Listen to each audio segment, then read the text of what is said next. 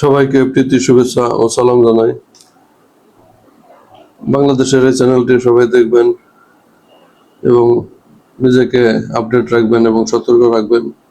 তো আমরা এখন প্রথমে মন্থার যে প্রভাবে কোথায় কোথায় বৃষ্টিপাত হচ্ছে বাংলাদেশের সেটা জানাবো। মন্থা কিছুটা দুর্বল হয়ে পড়েছে স্থলভাগে আসার ফলে। এখন বাংলাদেশের এই মন্থার প্রভাবে রংপুর বিভাগে বৃষ্টিপাত হবে, রাজশাহীতে হালকা বৃষ্টিপাত হবে আগামী 24 ঘন্টায়। তো অন্যান্য বিভাগগুলো যেমন ঢাকা, ময়মনসিংহ, সিলেট, চট্টগ্রাম, বরিশাল, খুলনা এসব বিভাগে বৃষ্টিপাত হওয়ার সম্ভাবনা খুবই কম। সিলেটে হালকা বৃষ্টিপাত হতে পারে, খুবই হালকা। অন্যান্য বিভাগে বৃষ্টিপাত হওয়ার সম্ভাবনা খুবই কম।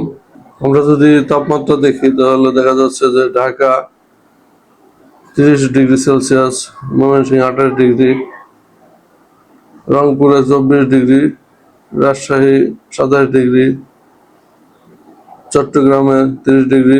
তো মোটামুটি তাপমাত্রা ভালোই থাকবে, গরম থাকবে কিছুটা দেখা যাচ্ছে।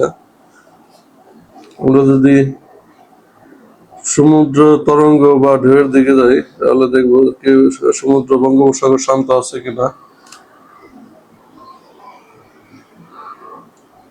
এখন দেখা যাচ্ছে আজ শুক্রবার 31শে অক্টোবর, খুলনা দিকে 2 feet, Kuakata 3 feet, Hatiya 1 feet, Sandwip 1 feet, Maheshkhali 3 feet এবং টেকনাফে 4 ফিট দেখা যাচ্ছে। এবং মধ্য বঙ্গোপসাগরে যদি আমরা যাই 5 ফিটের মতো আছে। মাছ ধরার ট্রলার ও নৌকায় যারা মাছ ধরেন তারা অবশ্যই নিরাপদে থাকবেন এই ঢেউয়ের কারণে।